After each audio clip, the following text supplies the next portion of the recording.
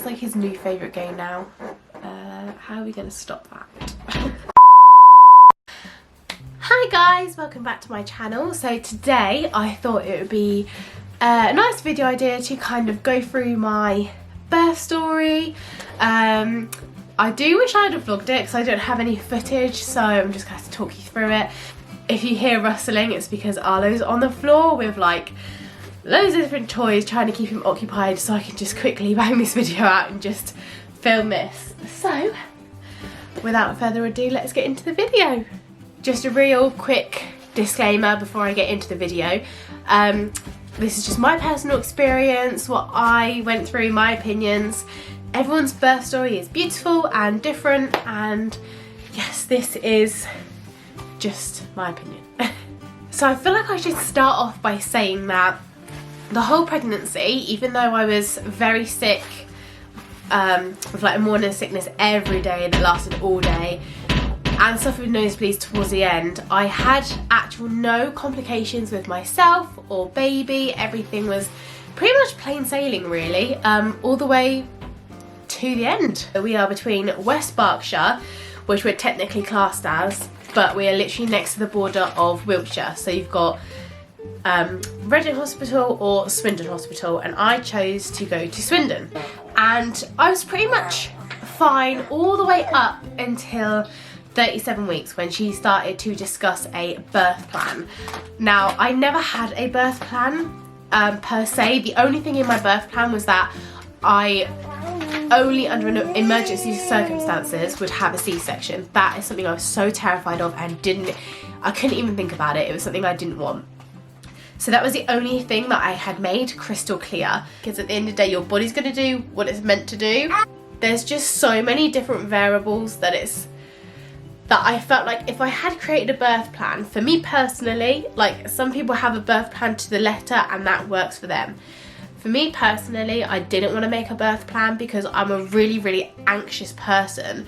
So if I'd have thought about how my perfect birth was going to go, the way I wanted to give birth, all these different things, and it didn't go to according to plan, or an emergency did happen, or something like the when the midwife said that she was worried about Arlo's heart rate, it's things like that if I'd have created a birth plan, I would have had that expectation going in, and then if it didn't happen, I would be even more anxious, and I think I would have struggled personally with the process a lot more. I kind of only knew what I didn't want, and that was a C-section unless it was obviously an emergency. I did actually say that I didn't want an epidural, even though I screamed for it when I was in pain, but you know, you're in pain, what are you gonna do? And I did want to go as natural pain relief wise as possible. I didn't want to take a lot of pain relief, but I didn't, at the same time, I didn't put that in a birth plan purely because I didn't know how I was going to be with pain. I didn't know what pain threshold I would have. But looking back on it now, it kind of was how I wanted it to go. So that was good. So I get to 39 weeks and 6 days. I hadn't had any pain. I had like the odd period pain here and there, like maybe a week before, but I didn't class it as contractions or preparing for labour, because it would just be like one pain in the morning or one pain at night. It wasn't throughout the day, it wasn't regular, they weren't so strong, they were taking my breath away, and I didn't know what a contraction felt like, and I just didn't know if that was where I was just so big and uncomfortable and all these different things. So I thought nothing of these pains. I just came off the phone to Matt's parents where I was saying, oh, I'm going to be induced, I don't feel anything. Like, I've heard people say they feel that it's going to be soon, or they can feel the baby really low, or do you know what I mean? They get Braxton Hicks, which actually that could have been what I was experiencing and not realised.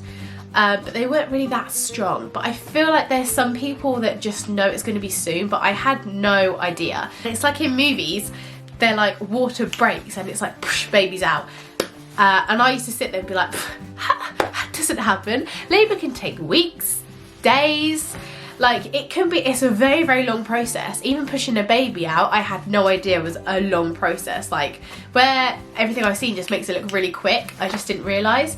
But that was not the case for me. That was very much the case for me. It literally was like something out of a movie.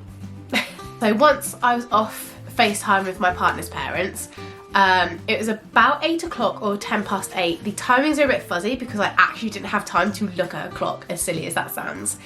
So I was sat on the sofa and my water broke. I didn't feel anything. I didn't hear, like some people say they hear a pop. Nothing of that. I literally just thought I'd wet myself. And then I went to the toilet, and TMI warning right now is I knew it wasn't me because it was still coming out as I sat there doing nothing. And I was like, okay, that's 100% my water. Right, this is not a drill. So I remember coming out and telling my mum, and she was like, okay, you need to call the hospital and let them know. And I was like, okay.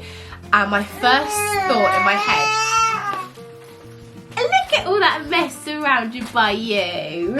So the first thought that actually went through my head was, okay, my water's broken, but I'm not in any pain. And I know that once your water breaks, you have a time frame to get into active labour due to the risk of infection going up and all these different things, and they would want to induce me if it didn't happen. I came upstairs and I told Matt, my partner, who is currently playing the PlayStation while he had his last chance, and he was just kind of like, what, really? Like, are you sure? And I'm like, yes, I'm 100% sure.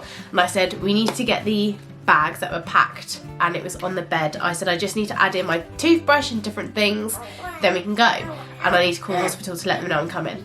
So maybe at about 8:30, I phoned the hospital and told them what happened. And she said, oh, you'll probably be in labour for a long time because it's your first baby and they take the longest. But coming to want to check you over, check the water's clearing, that you and baby are doing okay. And you'll probably be sent home, but take your stuff in with you anyway. And I was like, okay, that's fine. But as we went to get the bags, so it was only about 20 minutes after my water had broken, the pain started. And it was so intense, so fast. So I was going across the landing, just packing like my toothbrush and stick, things that I wouldn't pack because I use every day. As I was putting that into the bag, I had to keep stopping because I was like, oh, they're so painful. And they were immediately 4 to 5 minutes apart. Immediately, consistently 4 to 5 minutes apart, lasting a couple of minutes, and really, really strong. This is my little monkey mans. This is Arlen. Would you like to play with this? You play with that then. Mummy gonna talk? Oh no, you got another one here, look. So as I was saying, I remember Mum thinking, are you sure they're that close together? Like already? That's quite close. And I'm like, yes, and they're so painful that I couldn't even talk. And so we get the stuff in the car. So then we start our journey to Swindon Hospital. And Swindon Hospital, I think it wasn't that far away. I'm not sure if I wrote it down. Okay, so I did look it up. The journey to the hospital is 17 miles and it took about 20 to 25 minutes to get there. So you're looking at about, it might have been now an hour, just over an hour after my water had broken. And the car ride there, Mum was like, okay, you need to track these because they're coming so fast. And they got down to 2 to 3 minutes apart and was so strong.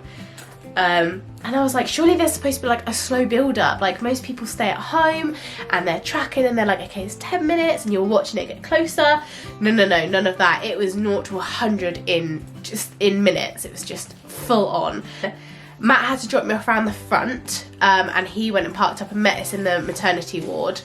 And we took a long time to get seen and get checked because they were like, there was like no sense of urgency because he was my first baby and they expected it to be quite a long time that I was going to be in labour for. And I was like, okay, fair enough. And I remember being in the waiting room to be checked. And I remember being in there, I don't know if it was a long time because like I say, I was in so much pain I couldn't even move, talk. So I didn't have a chance to look at my phone, but it felt like hours we were in that room. So she came in and the midwife was very sweet, very lovely. And by this time my water, another TMI warning, my water was like gushing out by then. So I lay on this bed with my pants soaking, and I'm basically kind of shouting in pain. And I remember saying to Matt and my mum, I need help, I need pain relief, I'm in so much pain, like I need help, they can't send me home, I can't deal with this at home. Because in my head I was like, oh my god, I'm at the beginning and it's this painful, how am I going to do it, how am I going to last till the end?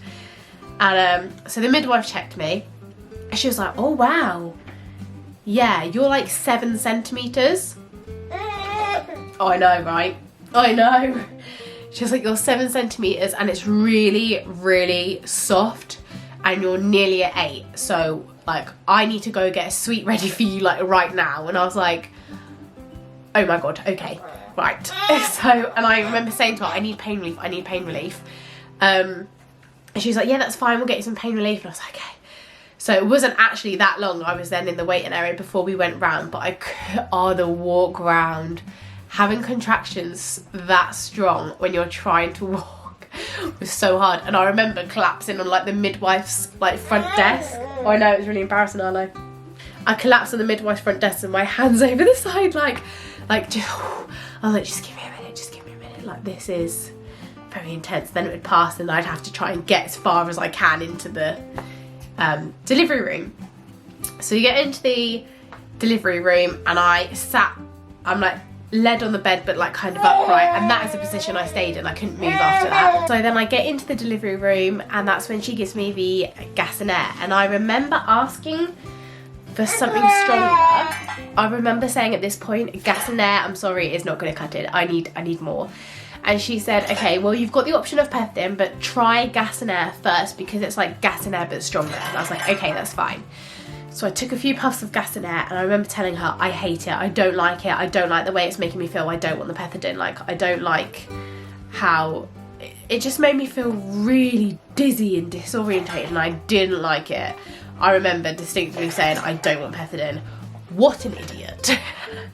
So I declined the pethidine because I'm an idiot. And then I was pretty much ready to push them, but the midwife didn't really, there was a little bit of miscommunication. I feel like I was ready then because I had no break in contractions. It was just there was no break, and I know some people get that feeling and they say I need to push, but I never got that feeling. I don't know why, but I just never ever felt like I needed to push. And then she got a bit worried about the baby's heart rate, and I was like, so my mum said, do you want her to push? I'm a bit confused on what you want. And she was like, yes, I want her to push because I want this baby out. And I was kind of a bit like, well, why didn't you say that? Because I had no breaking contractions for a while, so I feel like I could have pushed a bit earlier. But anyway, I think it was about about half an hour later, I think it was. I pushed him out in half an hour. So she said, and I remember screaming, I was like, I need more pain relief, I can't do it, it hurts so much. I remember I was just screaming, help me, help me, help me. So embarrassing. But I remember screaming, help me. I was on the gas and air like no tomorrow after I said I hated it, which made me really sick, and I was another TMI warning, I was violently sick, and I think I filled up about 3.5 bowls, and I got it all over the bed, all over the floor. It was projectile. So it wasn't like a little bit of vomit, it was projectile. It went everywhere, and she had to call the button to help someone clear her up because I was literally about to push him out. So it was a bit hectic then. So I screamed that I didn't want a C-section, and that was the one thing I really didn't want. It was, yeah, I know, idiot again, clearly wasn't in my right mind. And that was something I really didn't want. I shouted for an epidural. I was like, please just make this pain stop. And I only did it on gas and air, and I felt like the gas and air has such a good effect in the beginning because I wasn't used to it. But by the time it came to pushing him out, I was used to the effect. So it wasn't as effective as when I first had it, if that makes sense. I feel because I wasn't high off pain relief, if that makes sense, I do remember everything. And I think not taking pethidine, I do regret if I'd have realised the pain that comes to it at the very end. And I just remember her saying that she was worried about the baby's heart rate, and my mum turned around to me and she said, because I wasn't really concentrating on the midwife, I was concentrating on my partner and my mum. And my mum turned around to me and she was like, she's worried about the baby and the heart rate, you need to push this baby out and we've got to do it now. And I was like, right. I literally turned around and said, right, okay. Where did that come from? I don't even know. I don't know where that strength came from, but I was like, right, okay, yep, she's worried I'm gonna get this baby out. Literally, it was only a few pushes, and like half an hour later, he was out. It was that fast. I think total time from start to finish, it was about 3 hours. So all of this happened in such a short space of time. And when he was actually born and they put him on my chest, I actually said, I had him for a little bit, not for very long, because I went into shock afterwards and I started shaking, but it wasn't like a little bit of a shake, it was like an epileptic fit shake. Like I was like this. I found that bit really traumatic because I didn't know you could shake in shock or shake after birth. And I had him on my chest and I remember trying to feel secure holding him, and I tried to stop shaking, but it was uncontrollable. So I had him like this, but my arms, and I said to him, I don't feel safe, I feel like I'm going to drop him. And my legs were going, my legs were shaking. Hello. Arms were shaking, my whole body was shaking to the extent like I was basically like vibrating off the bed. It was awful, and I think that's the thing that's really stuck with me, is that shaking. I can't explain to you that feeling. It was so horrible and I was so confused and I was so frightened. This is a serious conversation, you know, Arlo. But that is a moment I will never forget, being so frightened because I hadn't heard anyone really talk about the shakes. I know some people said you could feel a bit shaky after an epidural, but I didn't have any of that. I only had gas and air, and that was the only pain relief I had. So the shaking was a massive shock to me. She had to put my legs in stirrups and I couldn't control myself, and she had to stitch me up. And I remember all the feelings when I was pushing him out. I remember that once I actually did the first push, and once I started pushing, I then couldn't stop. But I never got the urge to do that first one, if that makes sense. But once the first one was out the way, then it was uncontrollable. My body was like naturally doing it, and I was just kind of going along with my body. Feeling of when he was coming out, and the only way I can describe it is it felt like someone set me on fire. That feeling and the shaking was the worst. I feel like with the contractions and the pain, I feel like I know I was in a tremendous amount of pain, but I feel like my mind doesn't do that bit justice. So I feel those two things will definitely stick with me, and that's made me really scared for next time, but I will be like more prepared. I think it was just because it was such a shock, and the first time not knowing what to expect or how it's really going to go. I gave birth to Arlo at 11:40 p.m. and I was discharged. Oh, that hurt. And I was discharged from the hospital I think it was about 4:45 p.m. the next day, so it hadn't even been a full day. Arlo wasn't even 1 day old. But yeah, so just a short 3 hours or 3.5 hours, and that was me done, dusted. The one thing I would change is that I didn't have a private room after birth. I went into a ward. Oh, and the ward afterwards, everything until I got to that ward was perfect. The experience was perfect. When I did it, I got my baby boy. We are healthy, we are safe, there's no complications. Do you know what I mean? I was very grateful. Oh, but when we got there, I had just given birth. It was so intense. I was so on adrenaline that I was just so exhausted. Like the crash down after adrenaline, I was beyond exhausted. And I just want to set the scene for you about the people in the other bays that I was with. So I'm stuck in this bay, I'm exhausted, I really want to go to sleep. I had a lady next to me who I did feel sorry for. From what I could hear when consultant round came, she had a C-section, but she had some complications with her C-section, and she was in a lot of pain, and her child was crying quite a lot, but I felt like she wasn't very attentive to the baby, and I know that she was in so much pain, and that's probably why, but that was quite hard to go for a very long time listening to when I was just so exhausted. And when you're like that exhausted after birth, I feel like everything just annoys you because you're just so tired, you just want some rest. The woman in the next row really annoyed me because it's about 2 o'clock in the morning. No, it was early hours in the morning, and she had her telly on blast. Like, it was so loud. It was literally like you're in your living room. It wasn't quieting down because everyone is sleeping and no one's awake yet.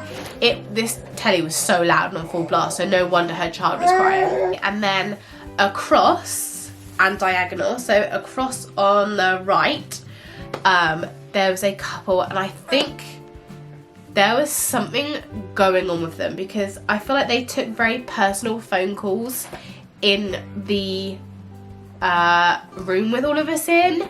They were talking to solicitors about trying to keep their baby, and there were some very not great situations. I don't want to like say everything, but they were struggling to keep the baby for some serious reasons, and that made me feel really uncomfortable that they were having those conversations. Like, I felt like that should have been private. The couple also opposite and to the right, the ones that were trying to keep the baby, she was singing to the baby, but this baby was just screaming and she wasn't having any of it. As she was singing, the louder the baby got, the louder she would start to sing, when I think the baby didn't actually like her singing. The lady next to me was like, called the nurse and was like, I can't deal with that. So the midwife came in and actually took the baby, and the baby like settled with her straight away because I couldn't hear any crying from outside when she was just walking up and down the corridor. So thank God for that midwife, let me tell you, that was a lifesaver in that ward. So I had the lady next to me with her child crying most of the time, her telly loud on blast. She was shouting at her partner down the phone a lot of the time as well. She was on the phone shouting at him.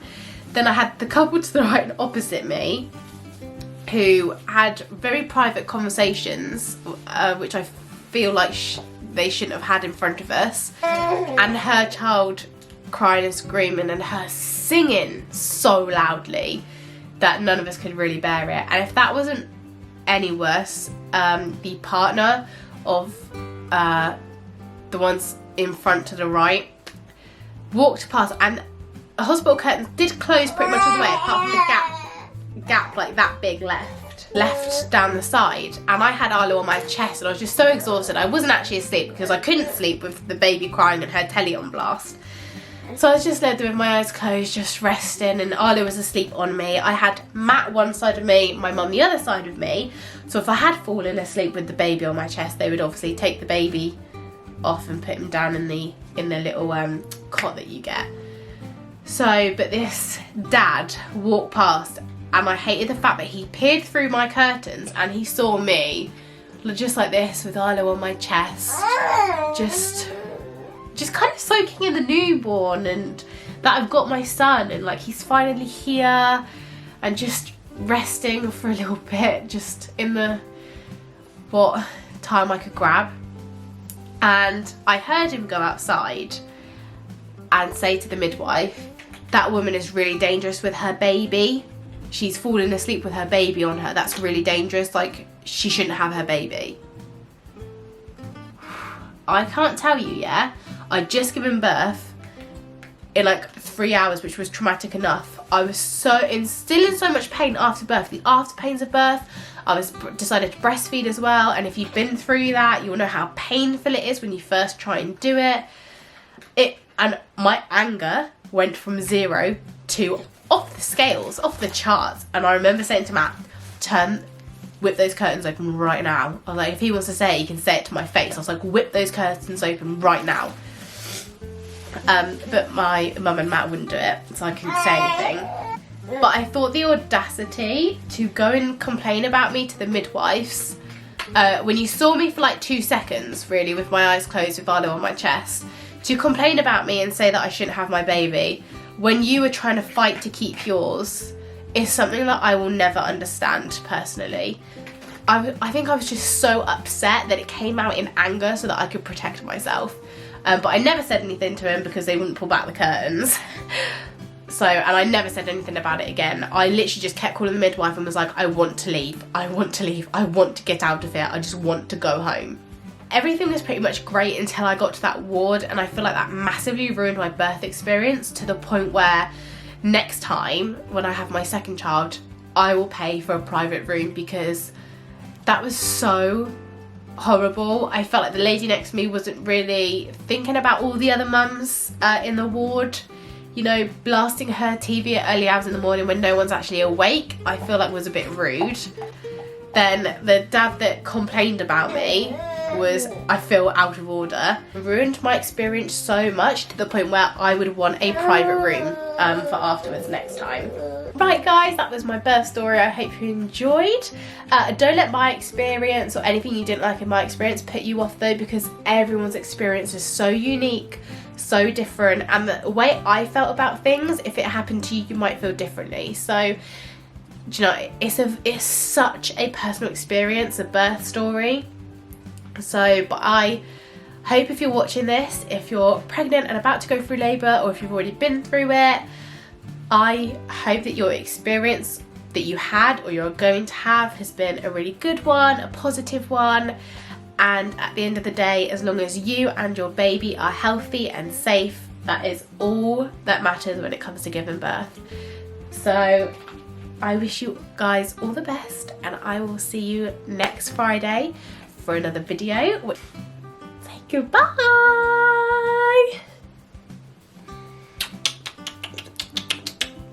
So the first,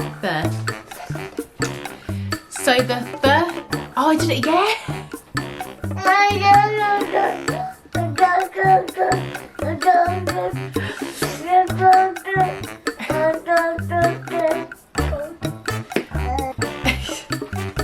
He's pulling all the nappies out. Nappy sacks out the nappy bag.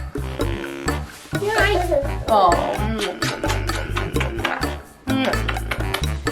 What can I do for you then? Is there anything you'd like to play with?